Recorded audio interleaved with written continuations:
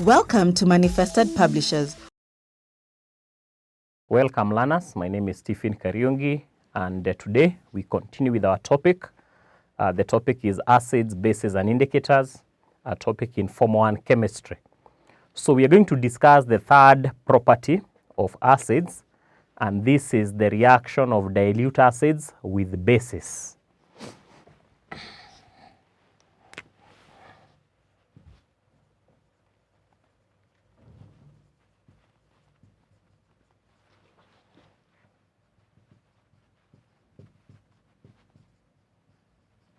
So the reaction of dilute acids with bases. And first of all, we can ask ourselves, what are bases? And we say that bases are metal oxides or metal hydroxides. A base can either be a metal oxide or a metal hydroxide. For example, sodium oxide is a base, sodium hydroxide is also a base. Magnesium oxide is a base, and then magnesium hydroxide is also a base. We have some bases that are soluble in water, and those bases that are soluble in water, we refer to them as alkalis. Alkalis are soluble bases because not all bases can dissolve in water. We have others that cannot dissolve in water. So those ones we simply call them insoluble bases. So we can say that bases are either metal oxides or metal hydroxides. So you can say examples of bases can have magnesium oxide,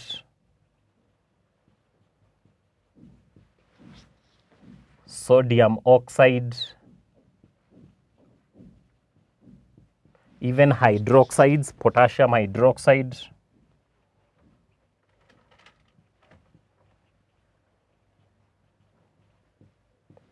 ammonia is also a base. Ammonia is a basic gas. ETC, calcium hydroxide. So, and the list is long, ETC. So those are the examples of bases which we are saying that they are either metal oxides or metal hydroxides. Then we are saying that some bases are soluble in water, and are referred to as alkalis. Those bases that are soluble in water are referred to as alkalis. So soluble bases are referred to as alkalis. However, we have some bases that are insoluble. We have some bases that are insoluble in water. So not all bases can dissolve in water. The ones that dissolve, they are the alkalis, and they form what we call alkaline solutions. The ones that do not dissolve, we just refer to them as insoluble bases. So the next thing we look at how dilute acids react with bases, and we can say that dilute acids react with bases to form a salt and water only. We don't have more products. So when a dilute acid reacts with a base, we form a salt and water only. And we say that this reaction between an acid and a base is called neutralization. Neutralization. Acid-base reaction. So you're saying that an acid plus a base, we get a salt plus water. That's what we are calling neutralization. So here we say that the acid has been neutralized by the base, or the base has been neutralized by the acid. So when you are carrying out acid-base reactions, it is important to use an indicator. It is important to use an indicator because the indicator helps to identify the neutralization point, the point at which neutralization has been completed, because after neutralization, the color of the indicator will change. So during neutralization,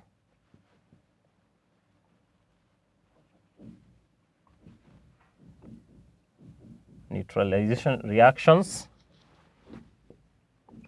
an indicator is used to show the end point, also known as the neutralization point.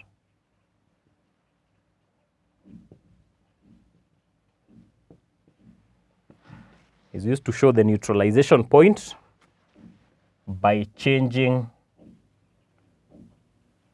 its color. So we can have an example of an experiment.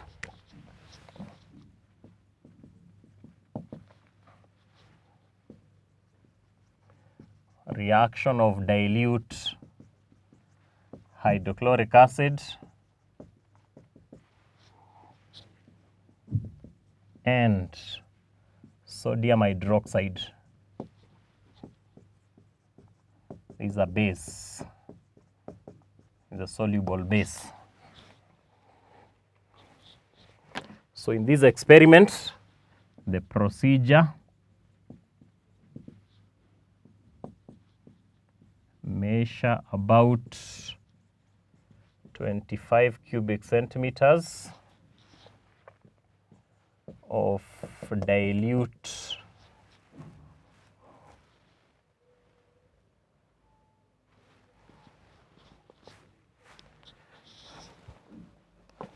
change a little bit, 25 cubic centimeters of sodium hydroxide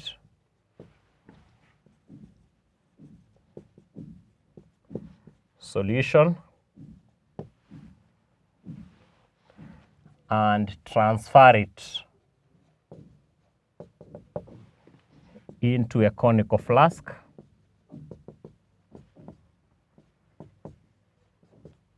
So that is 25 cubic centimeters of sodium hydroxide. We transfer it into a conical flask.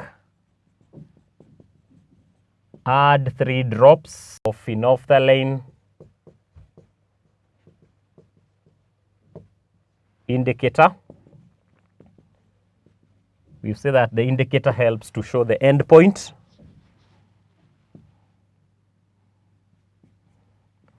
Then you add dilute hydrochloric acid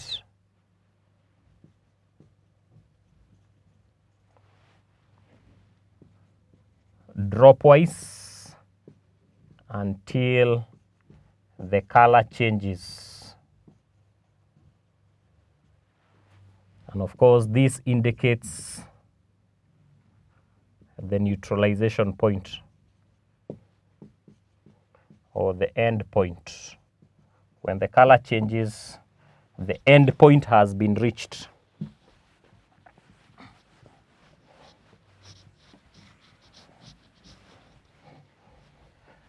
So we are following the procedure. The first step, we measure 25 cubic centimeters of sodium hydroxide solution, transfer it into a conical flask.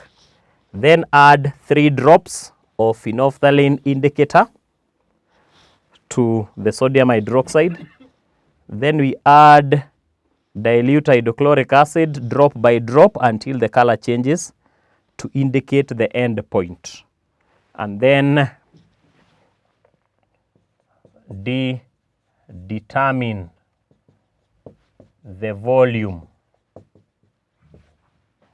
of hydrochloric acid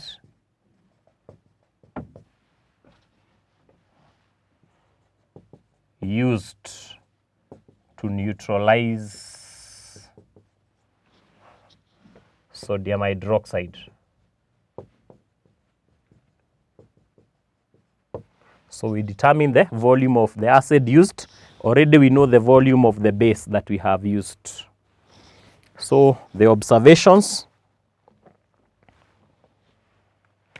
we'll have the following observations, is that initially when we add the phenolphthalein indicator, the color turns pink.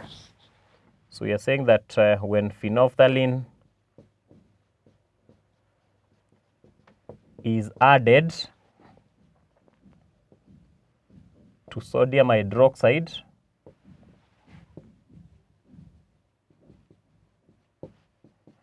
the color is pink. However,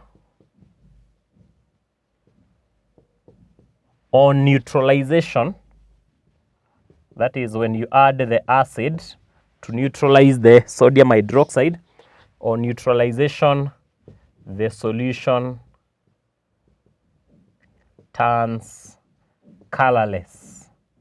The solution turns colorless to indicate the end point.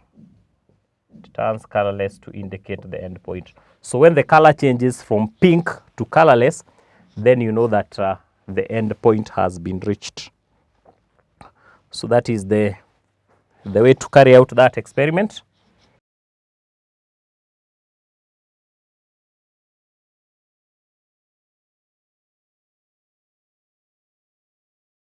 So the assignment, the first question, write an equation for the reaction shown in the experiment above, the experiment that we have carried out. So you write the equation.